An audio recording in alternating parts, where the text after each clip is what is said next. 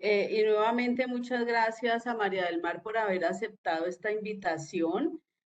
Como decía Mario, buenos días en Australia ya el jueves mediodía, buenas noches en Colombia, 7 de la noche.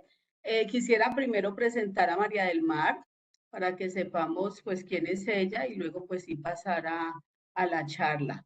María del Mar es ecóloga marina, directora de proyectos y divulgación científica en el Blue Carbon Lab de la Universidad de Deakin en Australia y ha trabajado por más de 15 años en ecosistemas marinos y costeros. Esto incluye pues arrecifes de coral, manglares, marismas. María del Mar es colombiana, caleña, estudió en la Universidad del Valle y ella inició su trabajo de investigación en los arrecifes de coral, en las islas de Malpelo y de Gorgona. Después de ganarse unas becas, se trasladó a Australia en el 2013 a hacer sus estudios de doctorado en la Gran Barrera de Coral en la Universidad de James Cook en Queensland. Y ya hace 5 años está trabajando en el Blue Carbon Lab, donde dirige varios programas de investigación relacionados precisamente con carbono azul, la ciencia ciudadana y la comunicación científica. Estos proyectos son financiados por la industria y por el gobierno australiano.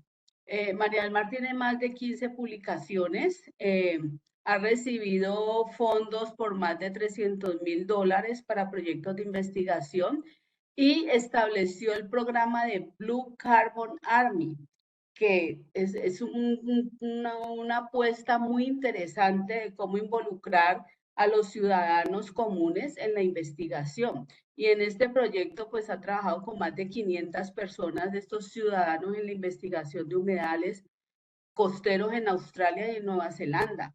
Y gracias a este programa, pues ha recibido ya varios premios nacionales allá en Australia e internacionales también en la zona del Indo-Pacífico. Pues para mí es un agrado presentarles a ustedes a la doctora María del Mar, eh, comunicándoles pues que esta es una de las primeras, de la primera conferencia que tenemos este semestre dentro de la especialización de gestión costera, gestión ambiental de zona costera. El 24 de febrero tendremos la presencia del doctor Martin Till, que también es biólogo, pero está enfocado en contaminación marina. Trabaja con plásticos básicamente en zona costera. Entonces, pues les agradecemos que nos sigan acompañando. María del Mar, muchas gracias por tu presencia y te invito pues a que iniciemos esta charla. Muchas gracias. Voy aquí entonces a intentar compartir mi pantalla. Me confirman si pueden ver la presentación. Sí, muy bien. Listo. Ok. Ok, sí, muchas gracias por la invitación. Es de verdad un honor poderles hablar de mi experiencia y todo lo que he aprendido sobre el carbono azul en los últimos años. Antes de comenzar, quería primero decir que es la primera vez que presento este tipo de temas en español, así que me perdonarán cualquier atrocidad que intente decir cuando traduzca los términos. Ok, empecemos hablando de los humedales costeros. Para de pronto los que se están uniendo y no tienen mucho conocimiento, básicamente es terreno que está en la zona costera que normalmente está influenciado por las mareas y recibe agua, digamos, del océano varias veces, puede ser normalmente 2 veces al día con las mareas. Y estas zonas tienen una vegetación muy especial que es capaz de adaptarse y vivir en este tipo de ambiente. Y los humedales costeros son ecosistemas, obviamente, hábitats muy importantes que han sido reconocidos por muchos de los beneficios que nos ofrecen. Por ejemplo, siempre hemos sabido, desde que, digamos, uno hace los cursos de biología, que estos ecosistemas son muy importantes porque protegen las costas. Se sabe, por ejemplo, que un bosque de manglar es capaz de reducir más del 70% de la fuerza de las olas de una tormenta, obviamente siendo muy importante para proteger vidas e infraestructura costera. También sabemos, por ejemplo, que estos tipos de hábitats aumentan y mejoran la pesca y los recursos de pesquería. Por ejemplo, datos aquí de Australia muestran que 1 hectárea de pastos marinos es capaz de producir 200 kilos más de peces que 1 hectárea al lado que no tiene ningún tipo de vegetación. Otros de los beneficios de los humedales costeros por los que siempre los hemos conocido es que también son capaces de limpiar y purificar el agua, sirven como filtros. Entonces, por ejemplo, muchas veces hemos escuchado que los bosques son los pulmones del planeta. Pues estos ecosistemas son, digamos, los riñones, son capaces de limpiar y atrapar toda la basura que le echamos a las costas y prevenir que se siga regando por todo el océano. Muy importante también es el hecho de que en muchas comunidades estos ecosistemas son usados para ecoturismo y ofrecen obviamente beneficios financieros para las comunidades costeras. Y estos son como los tipos de beneficios y por qué estos ecosistemas son importantes y así los hemos sabido por muchos años, pero ahora los humedales costeros están otra vez en la gran pantalla y están reconocidos y muy famosos a nivel mundial porque investigación en los últimos 10 años ha mostrado que son unas ecosistemas capaces de ayudar a mitigar el cambio climático y a contrarrestar las emisiones de carbono. Estos ecosistemas son capaces de capturar toneladas y toneladas de carbono y volverlo a meter al suelo de donde salió. Entonces, exactamente por esta razón, ahora son, digamos, muy conocidos. Y cuando hablamos de cambio climático y emisiones de carbono, no voy a entrar mucho en detalle porque todo el mundo, todos sabemos qué significa, pero sí les quería mostrar am, este video bien interesante. El cambio climático y las emisiones de carbono es un problema bien difícil de atacar porque es algo que la gente no puede ver, no es como el plástico en las playas, que todo el mundo ve el plástico y quiere ir a recoger plástico, o no, o ven el reguero de petróleo en la playa, entonces quieren actuar. Esto es, obviamente estamos hablando de un gas que es invisible, entonces la gente como no lo ve, no cree que es un problema muy grande. Pero este video con estas burbujas nos pone como en perspectiva la situación. Cada burbuja es 1 tonelada de dióxido de carbono y lo que tienen que saber es que en Australia, por ejemplo, cada ciudadano al año genera 18 de estas burbujas. Y 18 a lo mejor no es un número muy espeluznante. Sin embargo, tienen que tener en cuenta que somos millones de personas en el planeta y que venimos generando estas burbujas de carbono desde la revolución industrial, hace muchísimos años. Entonces ya obviamente estamos sumergidos en todas estas bolas de dióxido de carbono. Y este video está mostrando aquí la situación, por ejemplo, en la ciudad de Nueva York luego de una semana, de un mes, de un año, cómo las burbujas se van acumulando y se vuelve un problema espeluznante. Entonces, cuando hablamos de cambio climático y las emisiones, lo primero obviamente que hay que hacer, sin duda alguna, es parar de quemar tantos combustibles, es parar de producir tantas burbujas. Eso obviamente es el primer paso. Pero también tenemos que pensar qué hacer con todas estas burbujas que ya hemos producido, ya estamos rodeados de ellas. E incluso así, en el día de hoy ya paramos y apagamos todo y no se genera nada así, más emisiones, igual ya tenemos todas las burbujas y tenemos que lidiar con ellas porque ellas ya en el nivel que lo tenemos ya van a causar el calentamiento global y el incremento de 1 o 2 grados en la temperatura. Entonces, ¿qué hacer con todas estas burbujas de carbono? Y la respuesta número uno más eficiente que la mayoría que se está manejando a nivel mundial es invertir en los ecosistemas naturales. Obviamente ellos han evolucionado por millones de años y ya tienen todo organizado. Muchos se acordarán de clase de biología en el colegio que las plantas tienen la capacidad de tomar una bocanada de dióxido de carbono y ellos cogen la molécula de carbono y la usan para generar sus tejidos, el tronco, las ramas, las hojas, y luego son capaces de botar el oxígeno, ese aire limpio. Cuando este proceso de acumulación de carbono ocurre en los ecosistemas terrestres, como en los bosques típicos que son verdes, pues se llama carbono verde. Pero cuando este proceso pasa en los océanos, porque los océanos obviamente son azules, entonces lo han llamado carbono azul y de ahí viene el nombre.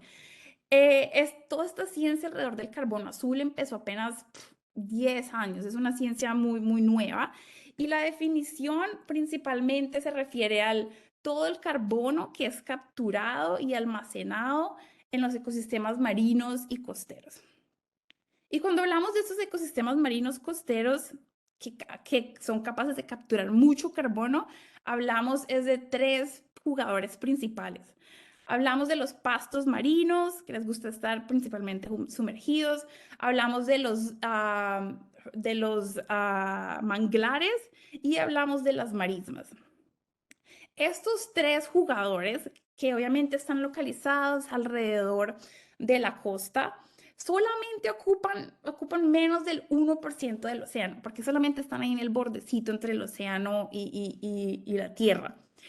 Y a pesar de ser tan pequeños y ocupar tan poquito espacio, son capaces de almacenar más del 50% de todo el carbono del océano. Entonces, a pesar de que son muy pequeñitos, son muy potentes. Y especialmente son muy potentes capturando carbono y por eso es que son tan importantes para mitigar, digamos, el cambio climático. En este momento, el carbono azul y los ecosistemas costeros es una de las soluciones climáticas más sexys y más atractivas. Y hay tres razones principales por esto. Voy a hablarles primero de dos y luego les voy a contar la tercera, que es la estocada final.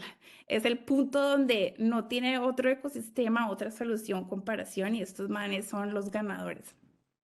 Ok, las primeras dos razones por las que estos ecosistemas son muy buenos para ayudarnos a mitigar el cambio climático es porque tienen una tasa y una velocidad de captura de carbono que no tiene comparación. Esta gráfica de uno de los papers de carbono azul más famoso pone en comparación los típicos ecosistemas verdes, los bosques, contra nuestros amigos las marismas, los mangles y los pastos. Y como pueden ver, cualquiera de los ecosistemas de carbono azul es capaz de capturar como 30, 40 veces carbono muchísimo más rápido. Entonces, como estamos en crisis climática, obviamente necesitamos invertir en lo que pueda mandar y capturar carbono otra vez en el piso lo más rápido posible. La segunda ventaja y capacidad que tienen estos ecosistemas, que son tan buenos contra el cambio climático, es que una vez capturan ese carbono, son capaces de almacenarlo por años, decenas, centenas, miles, incluso millones de años. Una vez lo capturan, no lo dejan ir. Pero esto, ¿cómo es posible? Resulta que la mayoría de ecosistemas terrestres, los típicos verdes de los que he hablado, acumulan la mayoría de carbono es sobre la tierra, o sea, en lo que es el tronco, las ramas, las hojas. Pero una vez el árbol, no sé, durarán 100 años, una vez el árbol se muere, todo ese carbono acumulado en los tejidos vuelve y se degrada y sale y queda otra vez en el ambiente. O peor aún, ¿qué pasa cuando el bosque se quema? Pues todo ese carbono que estaba ahí guardado en el tejido se termina liberando.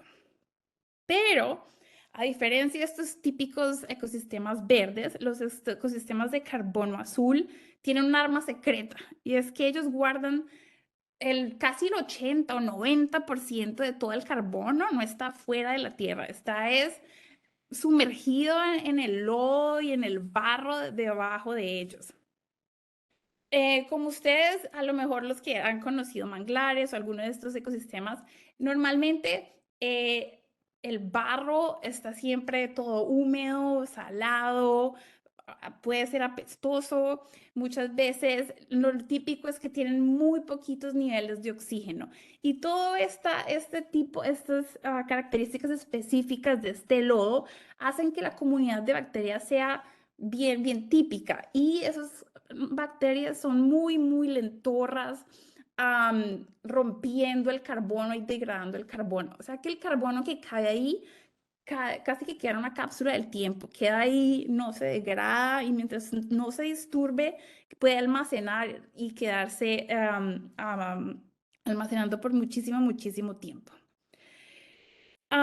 Debido a cuando hacemos las mediciones de cuánto carbono es que tiene este ecosistema costero, normalmente el monitoreo incluye medir muchas partes de la planta para poder medir cuánto está, digamos, en la parte del tejido, en el tronco, las ramas, pero la mayoría de investigación se concentra en el lodo, que es donde está pasando toda la magia, donde queremos enfocarnos y donde la mayoría del carbono está siendo secuestrado. Am, la mayoría entonces de estudios y la mayoría de lo que hacemos en el laboratorio es procesar muestras de suelo, que no sé si alguien está interesado, pero normalmente se sigue estos protocolos de este manual que se puede descargar incluso en español. Todos a nivel mundial seguimos básicamente ese manual.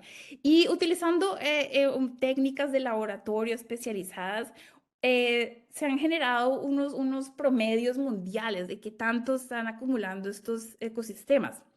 Por ejemplo, hablemos de los manglares. En términos de manglares, se sabe que, por ejemplo, una hectárea de un bosque de manglar puede acumular casi 400 toneladas de carbono. Y esto es el promedio mundial. Yo estoy segura que en Colombia, donde los bosques de manglar son bien poderosos, este número puede llegar a 1.000 toneladas por hectárea fácilmente. En términos de la tasa de captura, igual, una hectárea en términos generales se dice que alrededor de 2.5 toneladas de carbono al año, pero en bosques tropicales de manglar normalmente se pueden encontrar tasas de hasta 10 toneladas de carbono al año. Entonces, teniendo esta información de qué tanto están bombeando otra vez y absorbiendo otra vez en el piso y teniendo información qué tantos ecosistemas y qué tan extensos son en cada país, teniendo esa información y comparándola con las emisiones y qué tanto contamina el país, uno puede tener idea de cuánto están estos ecosistemas ayudando a mitigar el cambio climático o la huella de carbono de un país. Entonces, por ejemplo, aquí les traigo dos datos. Por ejemplo, en Australia, los humedales costeros se sabe que son capaces de capturar o contrarrestar casi que 5% de las emisiones de carbono que Australia tiene. En otro país, por ejemplo, en Seychelles, donde no contaminan tanto, entonces los humedales tienen un papel incluso mucho más importante. En este caso, por ejemplo, estimaciones muestran que los humedales allí, que principalmente son manglares y pastos marinos, son capaces de mitigar y contrarrestar casi el 60% de todo lo que ellos queman. O sea que obviamente están ayudando directamente a este país a alcanzar las emisiones netas cero, que es lo que todo el mundo quiere, que todo lo que emitan sean capaces de volverlo, digamos, a, a, a hundir en el lodo. La mayoría de países decentes que han firmado todos estos acuerdos de París, del cambio climático, los acuerdos de Kioto, cada ciertos años tienen que reportar, ellos reportan cuánto van a reducir su huella de carbono, cuánto van a reducir sus emisiones de carbono y específicamente qué estrategias van a usar para alcanzar esos objetivos. Y muchos países, por ejemplo, Seychelles o Colombia, han directamente puesto en estos reportes que ellos van a invertir y financiar proyectos de carbono azul como una medida directa para mitigar su impacto en términos de carbono. Pero aquí no termina toda la historia. Resulta que, como ya hemos hablado, como son tan buenos sumideros de carbono, ayudan directamente a mitigar el cambio climático. Pero la tercera razón por la que son tan buenos como una solución al cambio climático es porque además de atrapar el carbón y devolverlo otra vez al lodo de donde pertenece, estos ecosistemas nos proveen un resto de beneficios, ecosistemas que ayudan a las comunidades también es adaptarse al cambio climático. Por ejemplo, en el caso de Seychelles, ellos ya mitigan un resto con lo que tienen. Ellos están más interesados en cómo estos ecosistemas los ayudan a adaptarse al océano que ya les está subiendo, a los peces que ya no tienen tantos, cómo les ayudan a las comunidades a garantizar la seguridad alimenticia y cómo utilizan estos ecosistemas también para el ecoturismo u otros medios de subsistencia. Entonces, la tercera razón por la que esto es una solución al cambio climático y está ayudando a tantos países a prepararse es porque ayuda directamente a capturar el carbono, pero también porque ayuda a adaptarse a todos los impactos del cambio climático. Hablando ahora un poco de la situación del carbono azul a nivel mundial, obviamente es muy importante hablar de la protección. Estos ecosistemas de costeros son súper amenazados. En unas partes son mucho más amenazados que incluso la Amazonía o otros bosques terrestres. Dependiendo del paper que se lea, se dice que entre 20 y 50% de todos los sistemas de carbono azul ya han sido degradados. Y el problema con degradar estos ecosistemas, el primer problema es que obviamente pues, el ecosistema se pierde y ya no se va a capturar más carbono. Pero eso no es nada. El problema apocalíptico viene es que, como estábamos viendo, debajo de esos lodos hay toneladas y millones de años de captura de carbono. Y una vez uno degrada esos ecosistemas, todo ese carbono vuelve y sale al ambiente. Y cuando todo ese carbono sale, no solamente sale como dióxido de carbono, mucho sale como metano, que es un gas de invierno de efecto invernadero, que es muchísimo peor. Este video, por ejemplo, está mostrando. Hemos capturado en un humedal, en esa bomba ahí, mucho del metano que está saliendo y ahí se puede ver como uno es capaz de después de prenderlo y él quema. Entonces muchas veces hablamos que al destruir ecosistemas de humedales estamos liberando estas bombas de carbono que son súper poderosas y devuelven a la atmósfera un resto del carbono que se había secuestrado por millones y cientos de años. La forma en que se está degradando estos ecosistemas, obviamente, ah, inicialmente era directamente porque se metía un bulldozer en el humedal y se construían aeropuertos, se construían mansiones. Pero ahora, en los años más recientes, obviamente, pues esto ya no se permite normalmente. Ahora estamos un poco más preocupados es de otras formas indirectas y más silenciosas en que estos ecosistemas de humedal se están degradando. Entonces, por ejemplo, les tengo aquí dos ejemplos bien interesantes. Uno que tiene que ver con tiburones y es aquí en Australia. Hemos visto que cuando no se protege no se protegen todos los vínculos y toda la cadena trófica y todas las especies dentro del ecosistema costero, se llegan a desastres. Por ejemplo, este caso muestra que aquí en muchas zonas matan a los tiburones. Cuando en esas zonas donde hay poquitos tiburones, entonces hay un resto de tortugas marinas.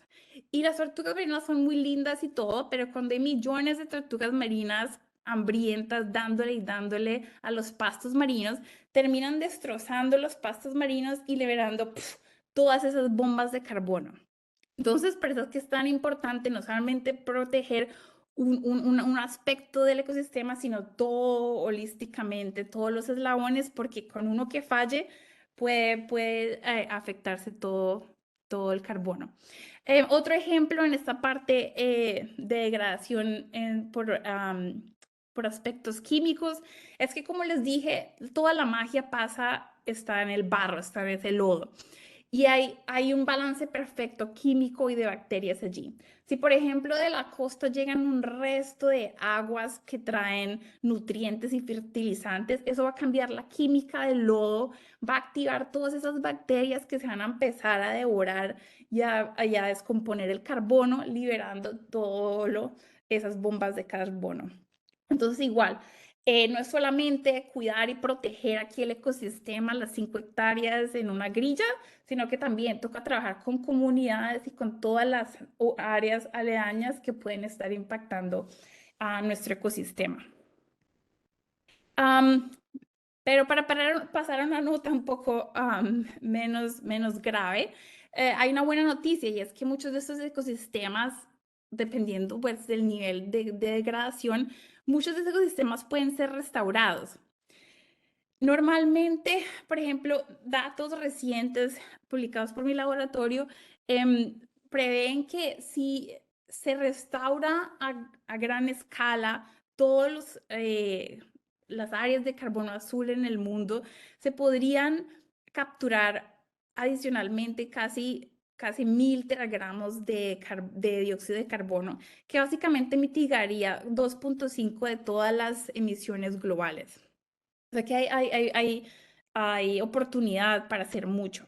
Normalmente en la parte de restauración de sistemas costeros, lo primero y lo más importante es el paso número 1, es parar la fuente de degradación, parar esos nutrientes, parar la polución o la contaminación. Esta foto, por ejemplo, muestra que en este caso eran unos pastizales donde a mano de derecha, no, izquierda. A mano de izquierda, aquí está en la parte verde, están las vacas y las ovejas y todo el ganado. Y en esa parte ustedes pueden ver que solo con instalar una reja y prevenir que todo ese ganado cruce al otro lado, la marisma, que sea aquí el lado gris, el lado café, ya se ve cómo se ha recuperado. Entonces muchas veces simplemente con parar la presión de degradación, el ecosistema es capaz de lentamente recuperarse. Otro paso, el segundo paso normalmente cuando la situación está más grave, es asegurarse que haya buena inundación y que estén llegando buenas cantidades de agua marina. Este es un proyecto, este video muestra un proyecto aquí en Australia donde la marisma estaba súper degradada y les tocó hacer un poco de compuertas y un poco de cosas de ingeniería para poder garantizar que el agua llegara, qué tanta agua llevaba, con qué salinidad llegaba y poder regular. Y a partir de eso volvió, digamos, a establecerse las plantas. En tercer paso, si el lugar está súper degradado y de verdad hay que ayudarlo, pues a recuperar, hacer directamente, digamos, plantar el mangle o plantar los pastos. Normalmente los proyectos a grande escala de plantación de manglar son exitosos. Pantares manglar normalmente somos capaces de hacerlo, pero en pastos marinos, pues, creo que no hay ningún o muy poquitos casos a nivel mundial exitosos de a grande escala recuperar el pasto marino. Es muy difícil y todavía hay mucho trabajo por hacer en cómo restaurarlo porque eso plantan el pasto y no, llega una ola y se los quita. Entonces hay mucha tecnología e invención en este momento de poniendo estructuras para poder que el pasto se agarre y la ola no se lo lleve. Pero bueno, ahí tiene todavía mucho trabajo por hacer. Pero por manglares sí, la restauración es la que va más adelante. Obviamente, proteger y restaurar ecosistemas de manglar y todo esto es súper costoso y sobre todo si los ecosistemas están bien degradados. Así que es muy importante siempre pues tener una buena fuente de financiación para poder cubrir estos proyectos y de verdad que tengan llegar a los objetivos. Como estos ecosistemas ofrecen muchos servicios en términos de la captura de carbono y el cambio climático.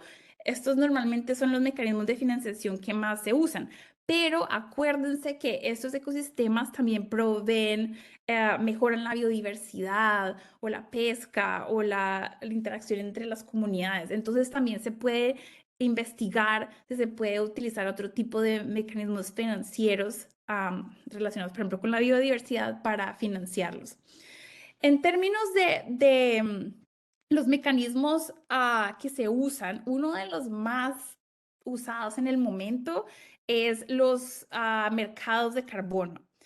Y entonces iba a hablarles un poquito de eso en este momento. Los mercados de carbono es simplemente una estructura que permite la compra, venta y transacciones de créditos de carbono. Y lo que tienen que saber es que un crédito de carbono es igual a 1 tonelada de dióxido de carbono que su proyecto sea capaz de remover de la atmósfera y atrapar en el suelo. Entonces, por ejemplo, un proyecto de restauración. Usted también puede ganar créditos de carbono por cada tonelada de dióxido de carbono que usted evite que salga, que se devuelva a la atmósfera. Entonces, por ejemplo, proyectos donde usted evita la deforestación. Y la tercera forma en que usted puede generar o su proyecto puede generar créditos de carbono es por cada tonelada de dióxido de carbono que usted reduzca de los que se estaban generando. Entonces, por ejemplo, que usted mejore la forma de que se maneja un manglar o un pasto marino y no se liberen tanto como se hacía en un principio.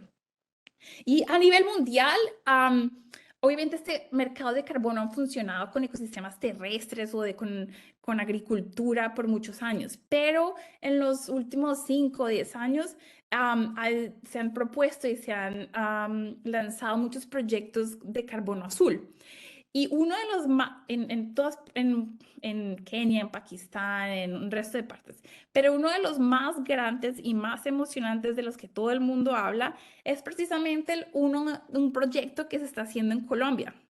El proyecto se llama, digamos, Vida Manglar y es un proyecto que organizó Conservación Internacional con un poco de organizaciones y apoyo nacional, en el que se protegieron más de 7.500 hectáreas de manglar en la zona del Golfo de Morrosquillo, donde el objetivo del proyecto es evitar la emisión de casi de 900.000 toneladas de dióxido de carbono dentro de los 30 años que dura el proyecto y asegurarse de proteger la diversidad. ¿Y cómo se logra esto? Obviamente el proyecto tiene una gran componente social trabajando con los mangleros y con las comunidades costeras, asegurándose de que ellos usen de manera sostenible los manglares, no los destruyan y de esa forma evitan todas esas emisiones de carbono que hubieran ocurrido si no se hubiera intervenido y no se hubiera educado, digamos, la población. Para, digamos, ya empezar a terminar la charla, quería hablarles un poco de la importancia de involucrar y educar la comunidad acerca del carbono azul. Como les decía, es un tema un poco nuevo. Antes de empezar a trabajar en el Blue Carbon Lab, yo tampoco tenía idea que era carbono azul. Entonces es muy importante que todo el mundo sepa lo importante de estos ecosistemas y por qué hay que protegerlos. Son muy importantes para el cambio climático. Y obviamente muchos programas se han enfocado en las comunidades aledañas, en los aborígenes, en los indígenas, en los niños, en los políticos. Pero nosotros en 2018 empezamos a trabajar fuertemente con el Blue Carbon Army, directamente con los ejecutivos de empresas e industrias en Australia, y los queríamos enfocar en ellos porque esta es la gente que tiene el poder, la capacidad, el dinero de verdad tener un cambio, digamos, en el planeta. Esta gente se reúne allá en sus edificios y son capaces de destinar un resto de plata para la conservación o bloquear un proyecto con un papel, con una firma. Entonces es muy importante no olvidar este grupo de personas. Hemos trabajado con más de 25 a compañías grandes, incluyendo bancos, incluyendo aerolíneas, puertos, a empresas de energía. Y básicamente lo que se quiere hacer con el programa es transformar la mentalidad y educar un poco la forma como los ejecutivos en Australia piensan y toman decisiones al involucrarlos en un programa de participación ciudadana en donde los educamos, pero a la vez donde los hacemos que nos ayuden a colectar datos de investigación. Nosotros somos un laboratorio de investigación, entonces también necesitamos sacar algo, digamos, directamente provechoso de estos programas. Entonces, por ejemplo, ¿cómo logramos esto? Normalmente organizamos unos eventos para ellos en los que incluyen varias charlas sobre el capital natural, los ecosistemas marinos, los servicios que estos ecosistemas nos ofrecen, por qué son importantes, cómo protegerlos.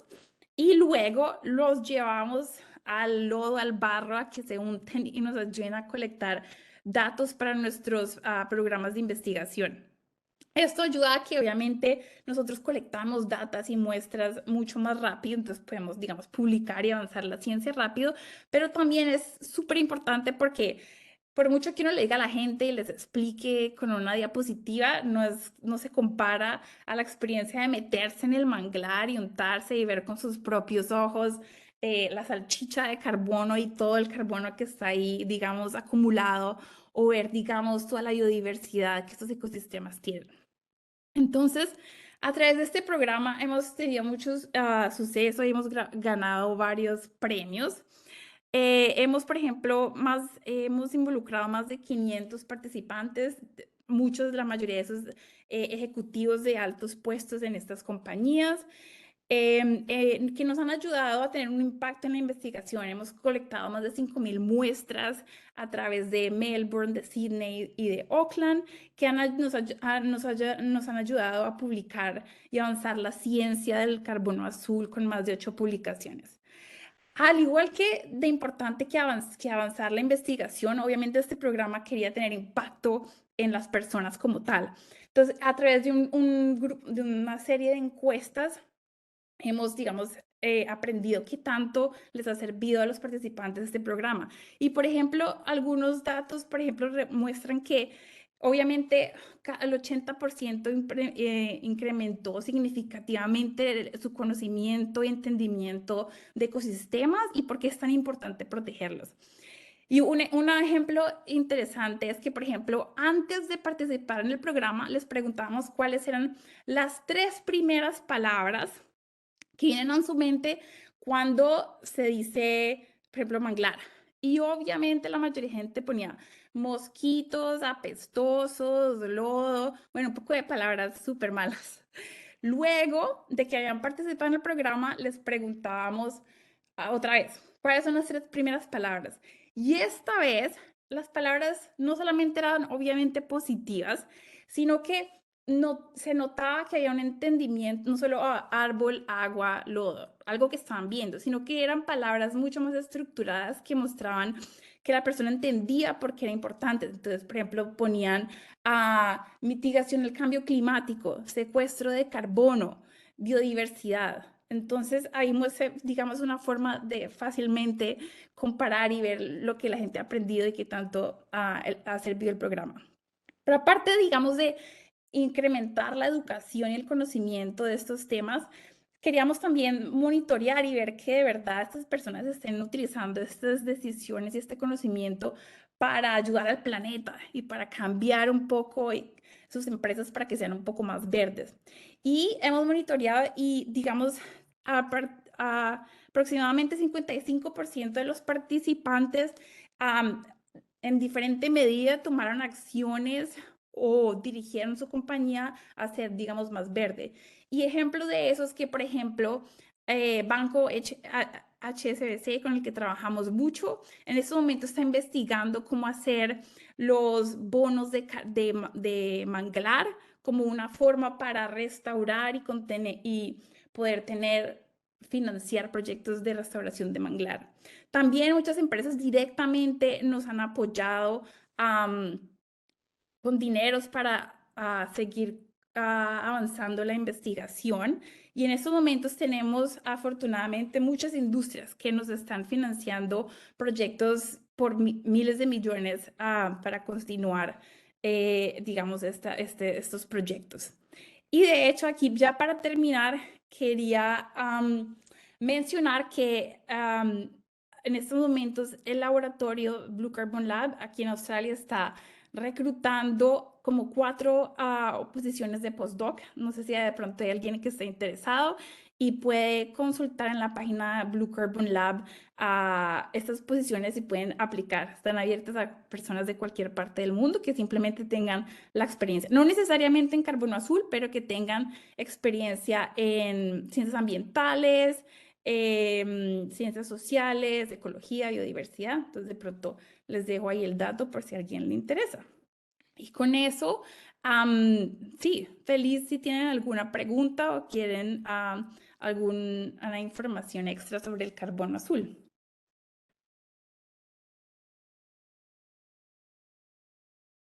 Muchas gracias, María del Mar. Súper interesante tu presentación y sobre todo esto de involucrar, digamos, a los industriales o a la gente, pues, de estos altos cargos que son los que realmente deciden dónde se invierte y cómo se invierte, ¿cierto?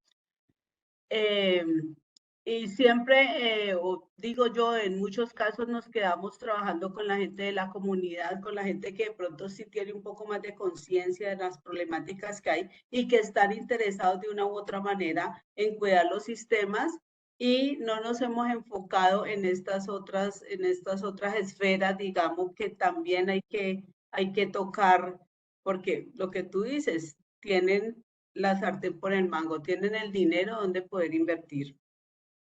Sí. No sé si hay alguna pregunta, pueden levantar la mano.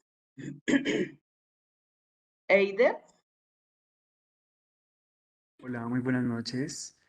Yo quería preguntarte bueno, he escuchado que existen empresas que están dedicadas a la venta de carbonos, o sea, ellos tienen un modelo de negocio en torno pues a la venta y compra de bonos de carbono azul. Entonces quería preguntarte si tú conoces empresas acá en Colombia que se dediquen a eso y más o menos explicar cómo es el modelo de negocio que ellos manejan. Gracias, Eider. Gracias por tu pregunta. Sí, efectivamente, obviamente es una oportunidad. Con esto del carbono, obviamente es un mercado que ha abierto la oportunidad para la creación de un resto de empresas que ahora se están concentrando en esto. No tengo conocimiento, no, empecé a trabajar con esto del carbono azul acá en Australia, entonces no tengo mucho conocimiento de qué está pasando en Colombia, cuáles pueden ser. Por ejemplo, una grande relacionada es, por ejemplo, WeAct, que yo sé que maneja varios proyectos de carbono azul, pero no sabría decirte exactamente cuáles están operando en Colombia. A lo mejor, no sé, alguien más en el público pueda tener esa información. Y normalmente la forma en que operan es que simplemente, lo que pasa es que los proyectos son, en teoría es muy fácil, vamos a conservar esta área y protegerla y ok, y uno tiene que registrar, el proyecto se registra en unas organizaciones, digamos, mundiales que tienen que certificar que de verdad usted sí y su proyecto sí de verdad acumuló ese carbono en el piso o de verdad su proyecto evitó la emisión de tantas toneladas de carbono. Y esto es un papelerío y una mano de trabajo tenaz. O sea, es súper complicado y se necesita mucha infraestructura y mucho dinero para poder hacer ese monitoreo y obtener una certificación. Porque los créditos tienen que estar certificados, digamos, a nivel mundial para que de verdad alguien venga y quiera y te lo compre. El precio del crédito está fluctuando, obviamente fluctúa como todo en la economía, pero digamos aquí normalmente está como alrededor de los $20. Aquí en Australia puede subir, ha subido como hasta $40, dependiendo de la época y de la demanda que tantos hayan. Pero lo importante y lo interesante es que cuando una empresa, digamos, decide, ok, va a comprar carbonos, va a comprar créditos de carbono, los créditos de carbono generados con ecosistemas costeros tienen como un premium, son los más apetecidos porque ya se sabe a nivel mundial que estos proyectos, listo, no solamente secuestraron todo ese carbono, sino que al usted proteger esa área de manglar también incrementó la biodiversidad, protegió la costa, trajo todos estos ecosistemas y estos servicios. Entonces, normalmente los créditos de carbono azul son los más apetecidos a nivel mundial. Creo que aquí, digamos, un poco de conceptos y cosas relacionadas con cómo funciona el mercado, pero sí, se puede conseguir más información, te puedo pasar más información luego, si estás interesado en saber más. Sí, gracias. Aquí Alexandra nos dice que la mayoría de las empresas acá en Colombia son consultorios internacionales. Dice, por ejemplo, South Pole, que es, me imagino, la que está trabajando en Cispatá. Sí. Ujú. Ya, gracias. ¿Alguna otra pregunta? Sí, para comentarte, María del Mar, que nosotros hemos medido esta acumulación de carbono acá en el Pacífico colombiano, en los manglares, y tenemos valores hasta entre 700 y 800 toneladas de carbono por hectárea, ¿sí? Y pues en ecosistemas que de pronto no están tan muy bien conservados, ¿no? Y la idea es que en los que están muy bien conservados aumente a 1000 o 1200 más o menos. Sí, esos Sí, son los... sí, súper. Y por eso es tan importante en países como Colombia y sobre todo los del trópico que tienen esos ecosistemas de manglar tan frondosos y tan diversos, es muy importante tener medidas locales, porque si uno usa estos promedios mundiales, no, a nosotros nos dan por la nuca porque nosotros tenemos los valores superiores. Entonces, si usamos el promedio general, no, pues nos va mal. Pero Claro. es muy importante, exacto, investigar en Colombia, en las áreas importantes, cuáles son los números, porque esos de verdad nos dicen qué tanto poder de mitigación tienen nuestros ecosistemas. Ujú. Sí, y algunas de las, digamos, de las problemáticas que hemos visualizado nosotros precisamente es que para algunas comunidades que han conservado sus ecosistemas, no hay financiación, ¿no? Porque ya está conservado, entonces no necesitas el dinero. Entonces es como contradictorio pensar en que, bueno, si degradas, vas a conseguir los bonos, vas a conseguir los créditos, ¿no? Los créditos de carbono, que es algo Sí, pues sí, contradictorio. aquí también ha pasado lo mismo, sí, lo mismo pasa en todo el mundo. Acá igual, los que han protegido, ya pues ya tienen protegido. Y son los que han degradado y talaron toda el área y construyeron los que ahora sí, denos plata Ujú. para restaurar. Pero sí, Exacto. igual, entonces estamos en la misma. Entonces, sí, es contradictorio, pero bueno, hay que seguir trabajando y más teniendo en cuenta que nosotros tenemos tanto potencial. Tenemos Mar Caribe, tenemos Océano Pacífico, estos ecosistemas están allí, tenemos demasiado potencial precisamente para poder trabajar en esta mitigación para cambio climático. Si no hay otra pregunta, yo creo que vamos dejando por aquí. María del Mar, muchísimas gracias por compartir con nosotros. Eh, no sin antes invitarlos al próximo conversatorio que tendremos el 24 de febrero, donde vamos a hablar sobre residuos sólidos, básicamente plásticos, basura considerada, plásticos considerada basura precisamente en el océano y en las playas, ¿sí? Con el doctor Martin Till. Vamos a estar compartiendo también. Si alguna otra persona quiere comentarnos algo, abiertos los micrófonos. Si no, entonces quedamos aquí. Muy buena noche para todos. Buen día para María del Mar en Australia. Que Muchas pasen un gracias resto por la de día. invitación, un placer. ¿Hay otra pregunta? No, solo aplausos. Aplausos, excelente. Ana, ¿tiene preguntas? Yo puedo tener la Sí, palabra. por favor, claro. Gracias. Gracias. Quiero desde Colombia darle un agradecimiento muy especial a la doctora María del Mar por todos esos conocimientos y toda esa información que nos ha aportado y agradecerle el trasnocho porque sabemos que estamos al otro lado del mundo. Muchísimas gracias por esos aportes. Gracias, Chao. muchas gracias, un placer. Gracias. Bueno, mucho gusto.